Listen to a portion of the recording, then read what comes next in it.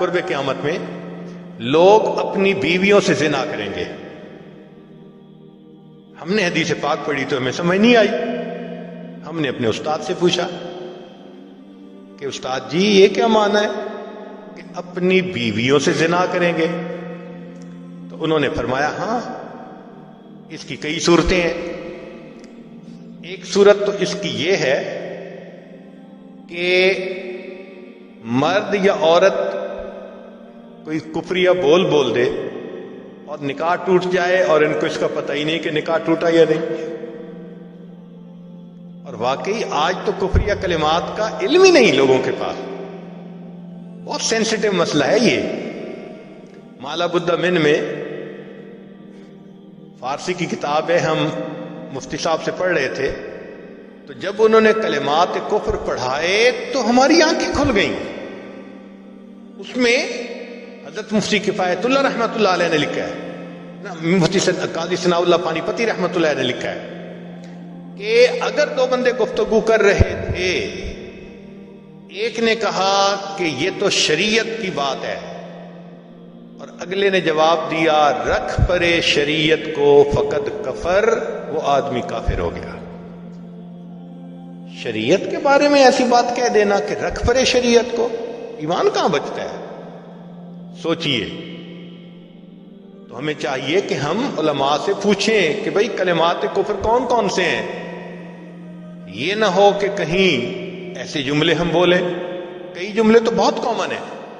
مثلا علماء نے لکھا ہے کہ کسی نے کہا کہ کہاں رہتے ہو؟ دوسرے نے کہا فلاں جگہ رہتا ہوں. او خدا دے پچھاوڑے, خدا کے پچھاوڑے یعنی خدا کے پیچھے رہتے ہو, فقط کفر, ایسا بندہ کہنے والا کافر ہو جاتا ہے. تو ان کا علم حاصل کرنا ضروری کہ کہیں ہم تو اپنی گفتگو میں کوئی ایسی بات نہیں کہہ جاتے, اور اگر نکاح ٹوٹ گیا تو پھر اپنے ذہن میں میاں بیوی رہ رہے ہیں اور زنا کا گناہ لکھا جائے. تو فرمایا کہ مرد قرب قیامت میں اپنی بیویوں سے زنا کریں گے. ایک صورت تو یہ ہے. یہ کفریہ کلمہ بیوی بولے تو بھی نکاح ٹوٹا, خامد بولے تو بھی نکاح ٹوٹا. اور دوسری صورت ایک دوسرے کے ساتھ آرگومنٹس, اور یہ تو ہر گھر کی آج بات نظر آتی ہے. جس گھر میں دیکھو الا ماشاء اللہ وہی حال ہے.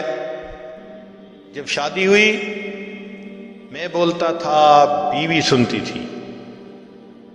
اس نے کہا پھر, کہتے ہیں پھر بچے ہو گئے, پھر بیوی بولتی تھی میں سنتا تھا.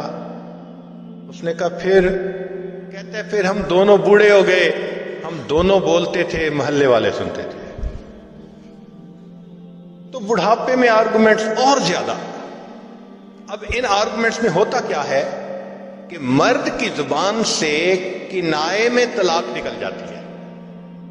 کنایا کہتے ہیں کہ لفظ تو طلاق کا نہیں بولا, لیکن بات ایسی کر دی کہ جس کا مفہوم طلاق والا ہوتا ہے, اس کو کنائے میں طلاق کہتے ہیں.